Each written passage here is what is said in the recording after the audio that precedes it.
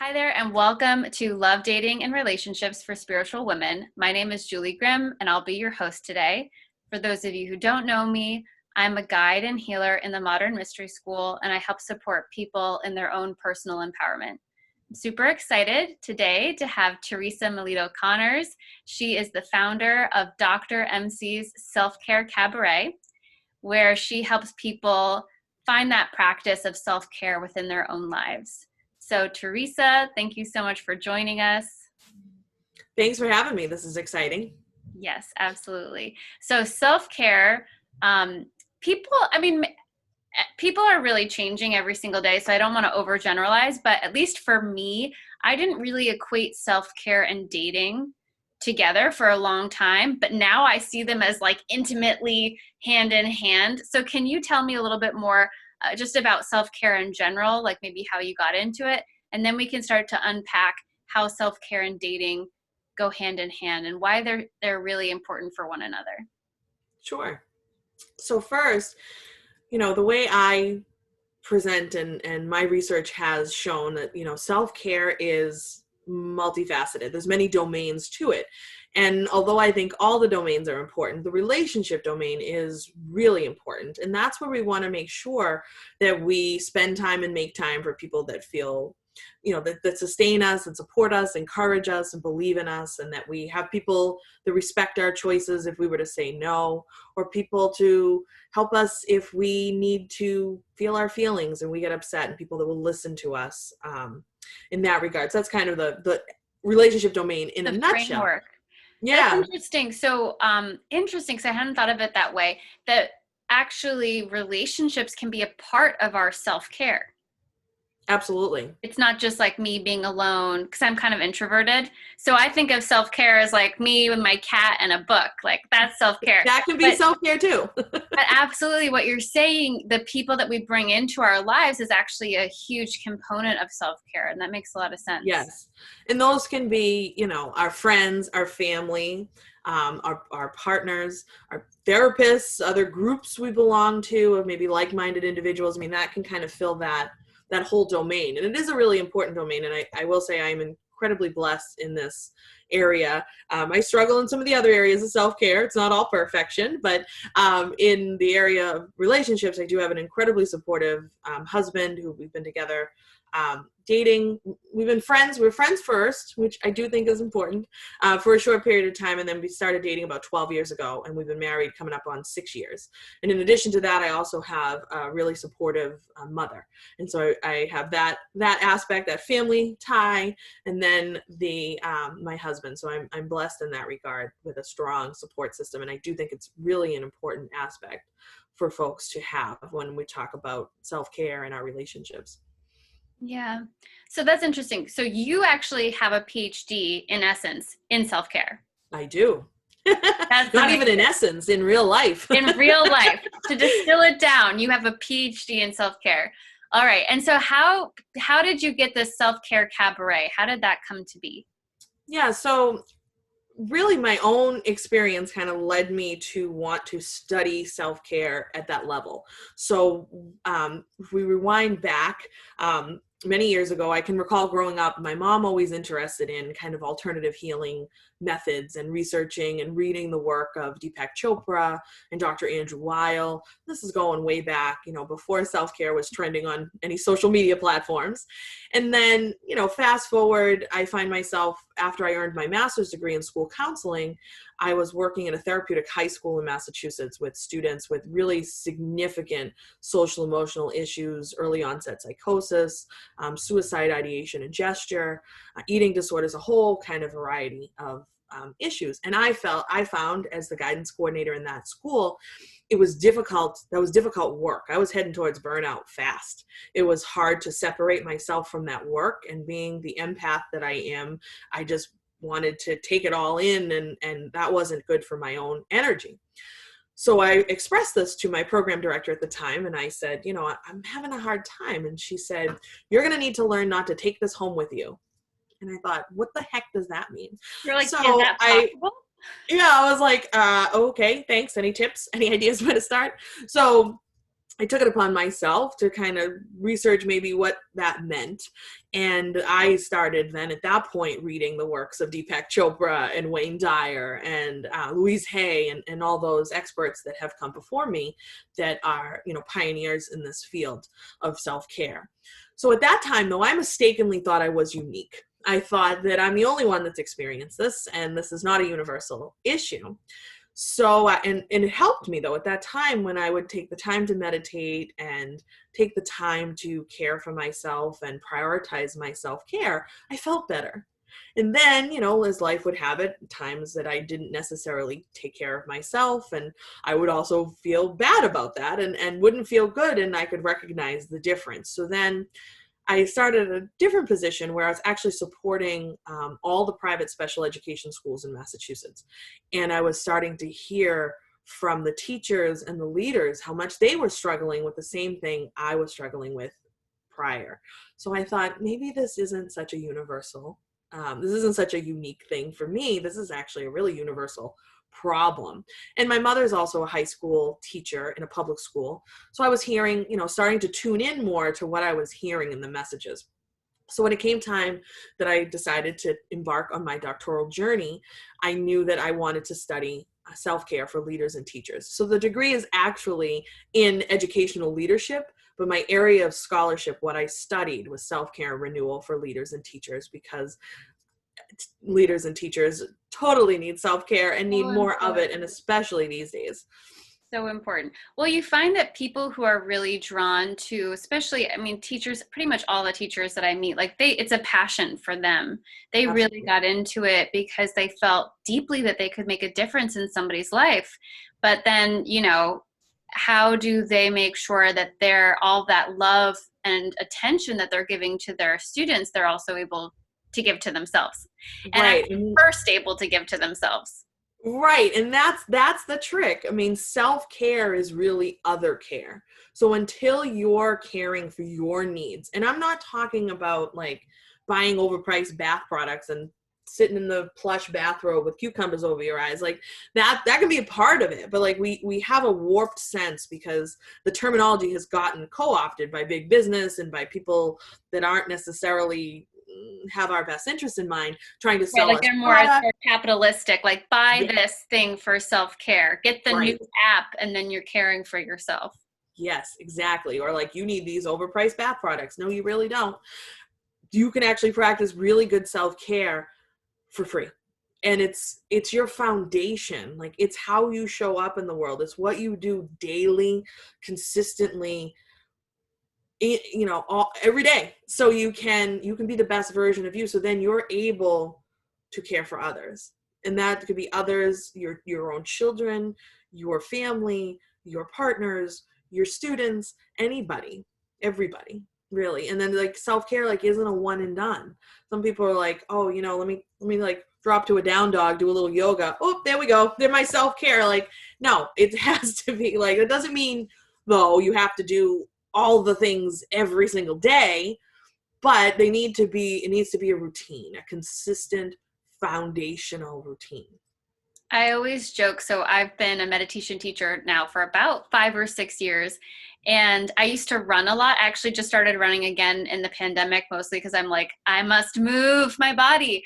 But I joke like, oh yeah, I used to be a runner 5 years ago, but that means I'm actually really out of shape right now. And unfortunately, the very same thing goes for meditation. I can't be like, oh, I was meditating 3 hours a day 5 years ago, and I don't do it at all now. Like, there might be that muscle memory, so it's a little bit easier for you to access it, but if you don't use it, you lose it.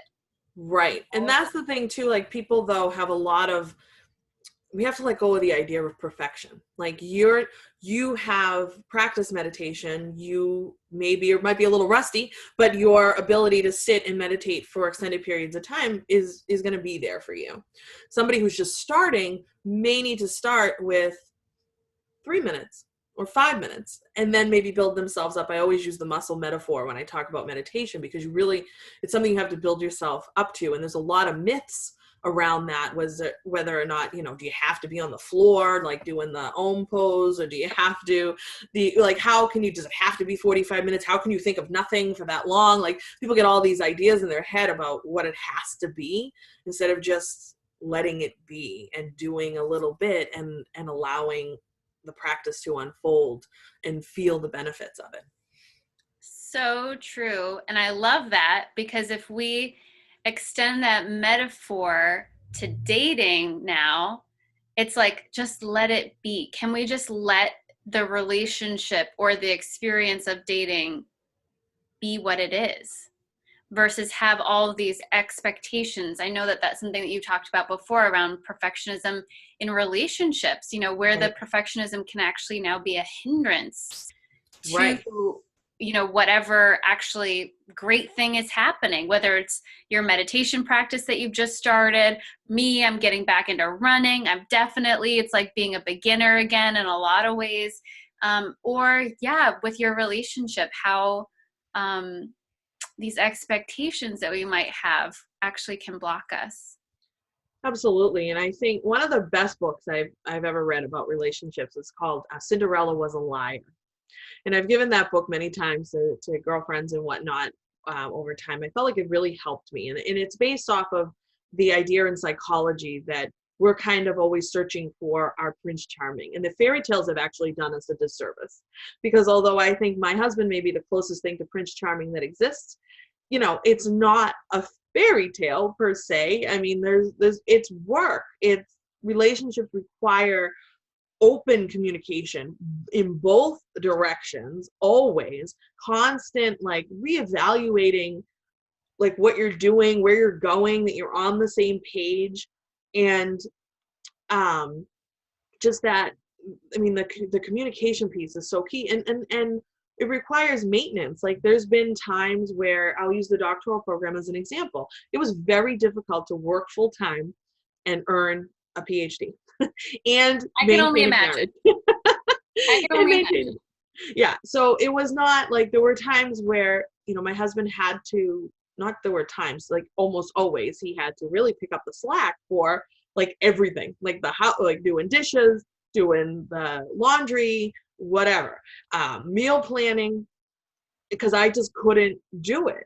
And, there would be times where that was pretty stressful. And he would say to me, like, I don't think this is ever going to end. It's like, it is going to end. Just hang in with me. But we would have that back and forth. And I had to prioritize our time. Like, I couldn't, like, there had to be times where it's like, okay, the schoolwork can go away. We're going to watch this movie tonight, or we're going to have date night and go out to eat. Back when you can hang out with people, we're going to have people over, stuff like that. But it was a constant, like, juggling of priorities and reevaluating priorities and making sure that communication never stopped. Yeah, I love that. It's also reminding me too, because this is a show for spiritual women. I know that I found myself, I'm like, oh, I'm so spiritual. I've done all this self-work. You can almost feel like I'm the one who's done all the work. So, they're going to have their issues. Not, oh yeah, I have issues too because I'm a human. So thinking of this two-way communication, how can I make sure that I'm actually supporting them too? Or, if I'm in this period of time where I'm really needing a lot more help, how can I stay open in that dialogue and make sure that, they're really okay as well? Yeah. I mean, I think it just always comes back to that really honest communication. And I think back to kind of the early days when my husband and I just, we were friends for a few months first. And then, we actually were both involved in other relationships at that time that, Interesting. and we worked together. I needed a second job around the time, and so I went to a local Starbucks and got a second job and was a barista, and he was my boss. And so Wow. we just hit it off right away. Like, he's a great guy, very funny, personable, little quirky, and we just, I thought he was great, and as a friend, because obviously, like, we were both involved in other relationships, as I mentioned, but then we both kind of found ourselves single around the same time. And he also had recently gotten a promotion at that Starbucks, and he no longer is a barista, and neither am I. But No judgment, no judgment, you know. I still think, though, very fondly of those days because it was wonderful. And we both. So All anyway, of us single women are like, side job at Starbucks? I know. No, I've actually joked and like told friends, be like, well, you get a second job at Starbucks. I don't know. Maybe it's better than online dating. I mean, you're getting paid, you're meeting people. It's like, although it was like low stakes. I could have quit. I mean, if the whole thing crashed and burned, right. I could have quit. Like, right. No big deal. One day you have the worst client, worst person in the world. You just say, okay, it's done. But I will say I did actually work at a cafe many years ago, sort of out of like, you know, I wanted to make some money as a side job, but also I had this romantic vision. Again, Cinderella, like Hollywood did me wrong. Let go of the perfection. How many movies have you seen of this cute little person working at a coffee shop and yada, yada, yada? It was the hardest. It was so hard because you are like nonstop going. People that you're serving don't totally respect you or care about you. Not at all. And I mean, I worked, I'm sure the Starbucks that you worked at too was really busy. I worked at it was not literally nonstop. It was like if I had an 8-hour shift, I did not stop moving. Oh, yeah. No, we had actually, it was one of the drive-through Starbucks in this area. So it was wild. And it had just opened. It was a brand new store at the time. But you know what was actually really good about that is I got to see firsthand the work ethic that he had. And a tremendous work ethic, like unbelievable. And I got to see that. I got to see his interactions with people. It was a really nice, kind of unintended, experiment at that time to kind of watch him in those interactions and have that kind of insider knowledge. But then we started, hanging out outside after work. He got a promotion. And so it was like, we should celebrate. And so, so we start hanging out, and then slowly but surely, next thing you know, we're dating, and it's 13 years later, 12 years later. But in the beginning, I was really distrustful of relationships because I had been in some pretty not nice situations, abusive relationships. I used to go after men that were very much like my father, unfortunately, because that's what I knew. And I didn't really know, I didn't have a good handle on what a healthy relationship should be and could be if I allowed that to happen. And so after, a period of dating and whatnot, and having those really difficult situations, picking yourself back up is hard. And, when Jeff and I started first dating, he calls the first few months brave front, because I really was guarded. And I would tell him, like, I'm not gonna, I got other guys that are interested in me. And like, I was really being difficult because I wasn't willing to let myself get hurt again. I was scared. And he said something one night, it was so beautiful. It was something along the lines of, if you could just trust me a little bit, I will show you how good this could be. And like, and I remember being like, okay, maybe this is all right. And obviously over time, I made him show me that it was going to be okay. And he did, and he never wavered from that, and certainly rose to the occasion. But we were clear. And I can remember early days sitting in the car outside his dad's house, because this is how many years ago we're going back, and saying to him that we have to communicate like that. I feel like that's the key. Like, I need to know what you're thinking, and I need to be able to tell you what I'm thinking. And if I'm upset or something's bothering me, like, we got to talk about it. And he was like, okay, we'll do this. And so that's always kind of been my mantra in our relationship, that like, we got to like, tell me, we got to talk about it. And he listens. And, when it comes to, he was telling me just yesterday about his own self-care. He said that his self-care is making sure I'm okay. And I'm like, yeah, but self-care is other care. Like, you have to take care of yourself first. And he's like, yes, but I take care of you, which gives me joy. I'm like, oh, all right, whatever. Maybe that's a guy perspective on self-care. Like, but to be continued. Yeah. Taking notes. Let me pull out some more tools. Yeah, but it's interesting though, and a lot of people though will say that like they get joy in like taking care. Not that he has to like take care of me, but like he would like left to his own devices. I think he'd eat like ramen every day. Like we make fancy dinners and like to cook and bake and stuff together because I'm there with him, and I don't know that if he didn't have me, if he would bother with some of that. So I think that's maybe what he meant by that. But Well, yeah, I mean, anyway, people who are in I'm in a service focused career, you're in a service focused career, we do it because it's right, fulfilling and it's right. satisfying and it's rewarding, but that can't be it. That can't be the all of it. Like we need to also learn how to take care of ourselves so that we can actually serve at a greater level. I always think of it like an infinity loop. Like I nourish myself and then I can nourish the people that I work with, and then I can nourish myself, and then but if ever I stop nourishing myself, I can't really be there for other people in the way that I want to be there. But absolutely, being in service is fulfilling and is rewarding. And so to his point, it is kind of a part of self-care because it's, Yeah, being aligned with how I feel, what I feel my purpose is to a certain degree. yeah.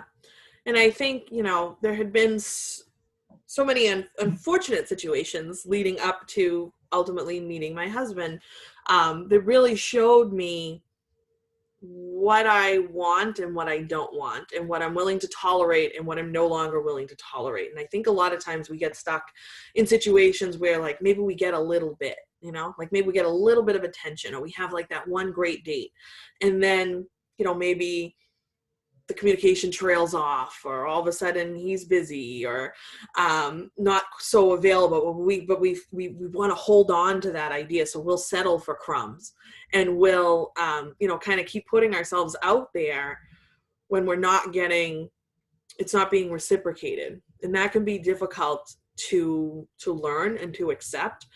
And I know I've had experience with that, and my mother used to say to me, what, don't settle for crumbs. Like, what are you doing? Like, this is it? You're gonna like chase after this guy? Fine. Wise woman. To be honest, you've been in a relationship now for 12 years. I think it's more rampant than ever, this settling for crumbs. And I don't know if it could just be the things that I'm interacting with. But I think it's a lot to do also with sort of the easy come, easy go of online dating, which now, especially during the pandemic, like that is essentially dating. But it's like people put up with so little, Yeah. such little engagement and such little effort. No, and it's really it's tricky because on one hand you don't want to settle for crumbs. Like, you need to know your own worth, and you want someone who's going to be an equal partner with you. You're not looking for a punitive parental figure, and you're not looking for somebody to like baby, or like Right. you want an equal, like someone who can be there for you. But yet by the same token, you have to let go of that idea, though, of what it looks like. And what I mean by that is, like, I used to always say back in the day, because some people had opinions about my relationship early on and whatnot. No, And I know people having. sticking their noses where it didn't belong, but that's beside the point. I love you, Mom. I love you, by the way. Yeah. Well, and I used to say, be like, you know what? Listen, like, these things that maybe are like flaws or aren't like perfect right now, or aren't my ideal, can change. Like, those are things that can change. If he was a jerk, that wasn't probably going to change, and he wasn't, and never has been. But you know what I mean? But like, so let's take smoking, for example. Kind of a deal breaker. Like, personally, I think cigarette smoking is gross. I have some asthma, so it's a breathing issue, and I just don't particularly like it. So people smoke that are listening to this, sorry, but here it is. My husband smoked when we first met. I never once said to him, you have to quit. Like, I'm not going to date you. But I was very clear. I was like, listen, like, I don't want you to really, like, you're going to have to, like, go outside to smoke if we were hanging out somewhere, which he always did. Like, if we were out at a restaurant, obviously you'd go outside to smoke. Or, like, I used to say to him, if we ever got to the point where we're going to live together, I'm not like super thrilled about the idea of like living in an apartment that would allow smoking, or like living in a place. And he was like, but I never said you have to quit smoking. This is a deal breaker. I'm not gonna like date you as a result. So he quit on his own accord. Like, I didn't push it, but he ultimately, he had recognized that like this wasn't something he wanted to continue to do, and was able to quit. And it which was wasn't going to great. work really, with you long term. No, it really wouldn't have, and that may have had he continued smoking and the relationship continued. I'm not sure. Like, we may have come up with another compromise. There might have been another way to work around that. I'm not sure. But sometimes, so people, like, somebody might be looking and maybe find someone who's awesome, but then they just find that and it's an automatic no. Like, it's an automatic done. It's like, well, like a trait like that, I don't know that. I think we have to be open to exploring what it could be and not be so quick to kind of, judge someone at face value. Yeah, and cast them aside. I mean, really, so, and something too from what you're saying about meeting your husband is that you had this beautiful window where you were able to just be friends and have that strong sense of friendship as a foundation, which I think is another aspect that online dating misses out on, because when we online date, there is sort of whatever expectations people may or may not be bringing to the table. It's a date. There's already sort of this romantic implication coming up there, that an expectation of yeah, and that sort of things are a little bit more on the fast track. We don't have the same opportunity to build up that trust that you were talking about, and sort of see beyond maybe those things that we quote unquote say are deal breakers, which maybe truly aren't deal breakers, or maybe we shouldn't be so quick to. Well, right. I mean, I don't know. I have another girlfriend, and she'll like say things like, "Oh, I'm not gonna watch," and she's single and whatever. But she'll be like, "I'm not gonna watch those Marvel movies. You go to the movies and like watch." And I'm like, first of all, like, my husband likes them. I enjoy them. And there's worse ways I could spend 2 hours than looking at Chris Hemsworth and Robert Downey Jr. and Chris Evans on screen. Like, let's be real clear. Like, there's eye candy in those movies. I mean, so that's like, he's growing on me. I'm just more Captain America. I see. I'm like, okay. So it's like, really? Like, that's a deal breaker? Like, you're not, I felt like I want to say to her, well, he might not want to do some of the things that like you're super involved in. And like, but it has like, my husband's my best friend. Like, we do everything together, and not in like a weird way though. Like, if he wanted to go, we prefer to spend our time together. So like, if we're going to have like, obviously pre-pandemic, but like if we're going to have a party, like he wouldn't just have like his guy friends over and like I have him cast aside. Like, this is not how our relationship works. Like, if he was going to have guy friends over, like we'd all be playing games together, like doing whatever, or I'd have friends over too. We have a very like, I don't know, variety of friends and interests and things we like to do. But like, we tend to want to do them as together. a couple. Yeah. So, I mean, there's been so many success stories with online dating too, and although I've not experienced it, one of my mom and her significant other met online, and they've been together for 10, 11 years. Amazing. So that was kind of early days. That was a little bit avant-garde even for the online dating. Oh, yeah. And she's old. Obviously, it's my mom, so she's in, was in her 50s at that time, and so that's a different pool of potential partners that she was dabbling in, and still similar in issues though with online dating, but she was able to set those expectations and found someone who is amazing. I mean, I think that's what it's about, because ultimately, however you meet somebody, it's like the tool. It's just the way that you meet them. Obviously, there's kind of pros and cons to everything, but it's about what you said. It's about setting those expectations and knowing for yourself, what are the crumbs that I'm not willing to deal with, right, and what actually are things that are okay for me, and we can go from there. And what things that's awesome. Have more of that. Yes, please. Give me another helping. I like that. Yeah. Well, and I think back my best friend is a gay man, and he recently ended a long-term relationship and actually a broken engagement. And he said to me one day, he goes, how do I know that like I can pick up the pieces and move on? Like, what do I need to do? And he actually said it to both my husband and I. So we both responded, and I told him, like, like, think back to that relationship that you just ended, and figure out what were the pieces like that you'd no longer tolerate. And now moving forward, there were obviously, warning signs and things that weren't stellar. But I mean, think about that. And I pointed out a few specifics to him. And during the pandemic, he was doing some online dating, and what has met someone new. And it's been, I don't know, about 6 months or so at this point, maybe a little closer to 7 or 8.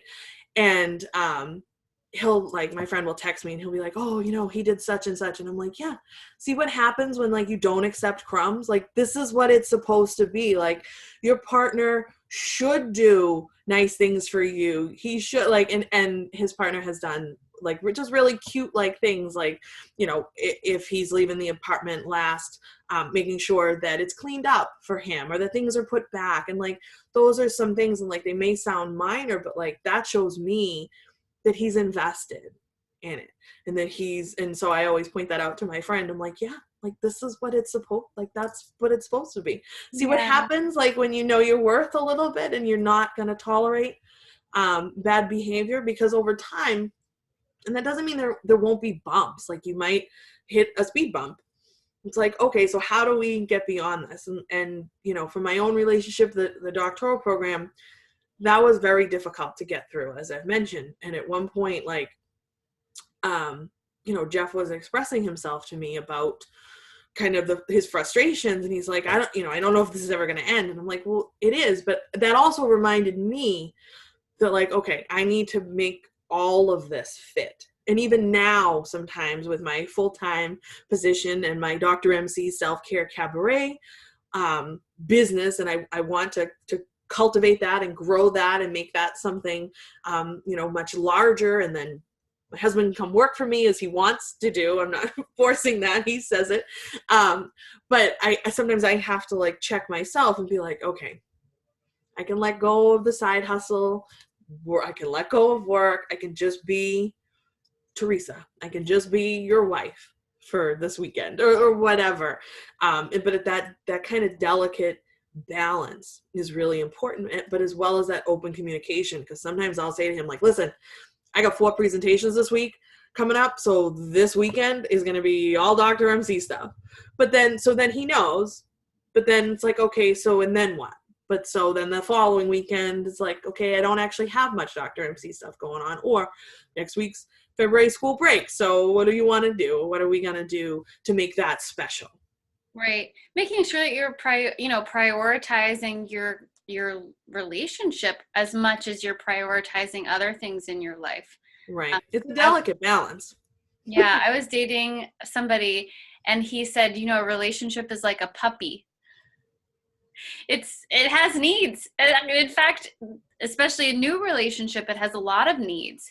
And if those aren't being met for whatever reason, it's like kind of abandoning the puppy. And those, like you were saying about accepting crumbs, if we're paying attention, those should be flags and signals that like something's not working here. Right. And maybe this is just not the right time, not the right person, just not the right mixture of elements coming together for a relationship that's going to be sustainable. Or it might mean, what you were talking about before too, about, oh, maybe there's something that needs to be communicated here. Maybe it's not evident that the dog has been barking and needs to go on a walk or needs to play, that there needs to be more quality time or whatever is missing from that relationship. But it takes time and effort. And I guess just, from my perspective on the online dating world, I think that's another thing that people, again, because I don't know exactly why, but I imagine that it's because it's so kind of come, easy go and disposable. People they're not used to putting in that much effort. Or maybe, like you were saying too, they're afraid to let their guard down to put in that effort. And so, how do we make sure that we are not accepting nothing, but that also our walls aren't so high that no person could ever scale them. Right. And people evolve. Like, I'm not the same person I was 13 years ago working at Starbucks as a second job. Like, I've evolved, and my husband has evolved too, but we've managed to evolve together. And I mean, I've known for many years, even long before I did the doctoral program, that was kind of my plan. And I was, upfront and honest that, like, we're going to do this at some point. And he got through the master's degree with me. So I thought it would be the same. It was 10 times worse, but that's beside the point. Being open with your needs, even stuff like, even just being on the same page with like what you want. I think a lot of times people will just kind of assume that, like, oh, well, we'll figure that out later. Like, take having children, for example, like, huge commitment, huge decision to make. And sometimes partners aren't on the same page with that.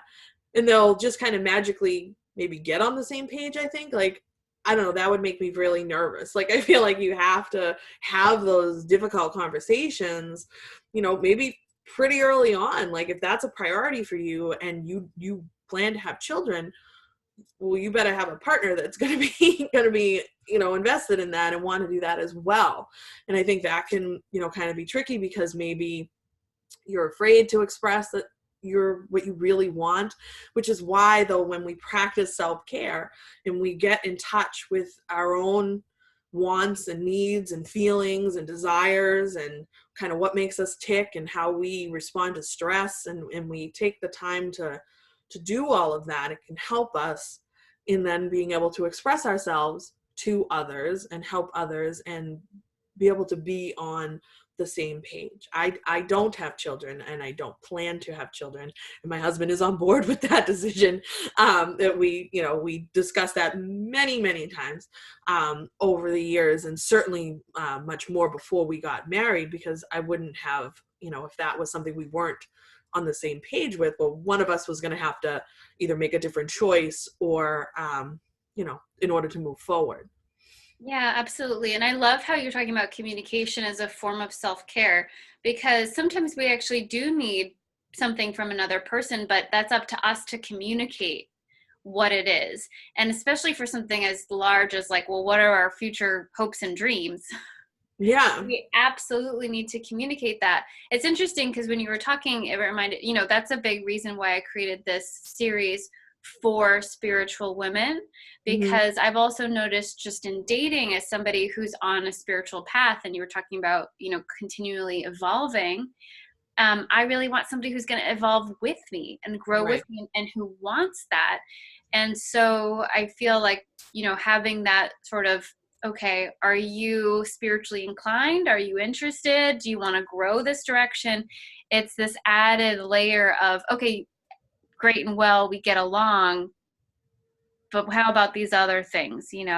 How about, where are we going? Where are you going? Where do you see yourself? And being able to communicate that to another person is huge.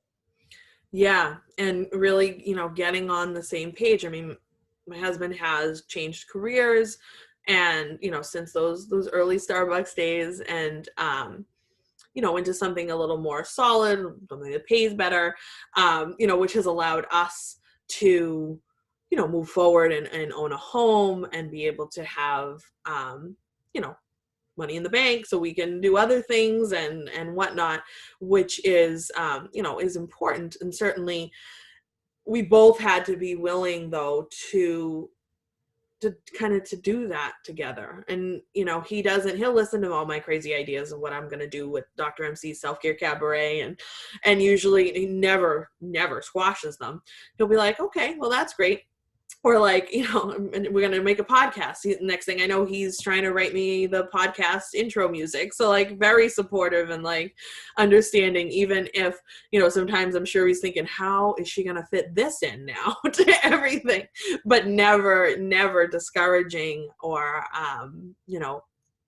sometimes, partners may put each other down. Like, that's a dangerous it's a dangerous game to play, and you want to make sure that you don't, do stuff like that and kind of squash each other. And of course, we all have our moments. I'm all Italian. I can run a little hot, no lie. But, I don't do that. Like, that's not something we engage in. Yeah, especially when it comes to something like hopes and dreams. I mean, for me, dreams, especially when they're kind of new, they're a little bit fragile. Oh, yeah. They're like they're a little bit scary. You're like, it's beautiful, it's awesome, it's terrifying, not sure, especially if it's big. You're like, am I worthy of this dream? And then you Right. tell your confidant, your best friend, you want them to be there with you, even if Right. maybe they're not like, let's go do that tomorrow. They don't have to necessarily be your Let's plan dinner for tonight first, but right, like feet on the ground, let's stay balanced, but certainly not to put them down, because you might never pick it back up again. You might just right. say, okay, save that for never. Right. And so that's something, to be careful of. And that's a lesson like I had to learn early on too, like especially growing up in the environment that I grew up with my father maybe not being super supportive and emotionally attuned and abusive. So he would, name calling and putting people down. Like, that's what I thought you did in a relationship. And so some of those earlier relationships, definitely, I didn't know how to express myself either in those regards. So certainly going after, partners that also were like my dad, they didn't know how to do that, have that communication. And I've even seen that with some of my friends too. It's like, don't use that language. Like, that's not good to do. You don't want to, be putting each other down or like name calling, even if it's playful. Like, it's not really appropriate. Because then, stuff like that can fester too, like little things over time. Money becomes an area that can create a lot of resentment in couples, and not necessarily if you're not on the same page, or if one's really feeling like they're contributing way more than the other. Those little things can over time grow into much larger problems and Yeah. if you let resentment kind of fester. And I try to be really careful with that too, and Jeff and I definitely work on that. From time to time, I've made significantly more money than him or whatever, and that has ebbed and flowed certainly, but making sure though that it never got to that point where it felt really out of balance in either direction, because that's not that can just harbor resentment. And people, you need to feel heard in your relationships too, and have your own sense of autonomy when you are in a relationship. Like, yes, Jeff and I are one, but we're also two separate people. And sometimes he'll say to me, this isn't a situation where you're just going to steamroll over me. Like, we're going to talk about this.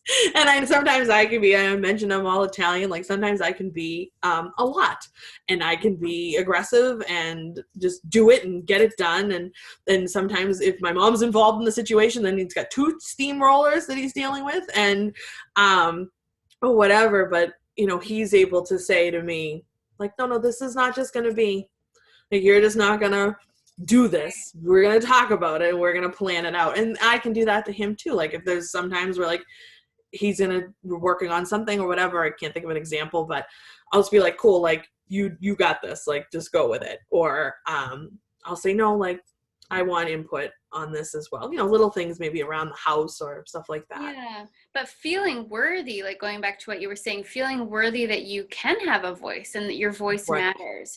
And for people who are coming out of a mindset where their voice doesn't matter, or they might feel ashamed of their needs or ashamed of their wants, that might actually be kind of a risky thing to do. Yeah. To advocate for yourself, or to say, hey, no, I need some space here, or I want some say in that, but feeling like you can do that in your relationship, and maybe leaning in even if it's a bit uncomfortable in the get-go. Yeah. It sounds like for you, having a partner too who's patient and willing to show up continually, even when you're kind of like, I'm not sure. I'm not sure about this. Absolutely. Absolutely. No, I definitely put him through some tests in the beginning, in those early days. And I still, 13 years later, I'm still hearing about Brave Front. So I know that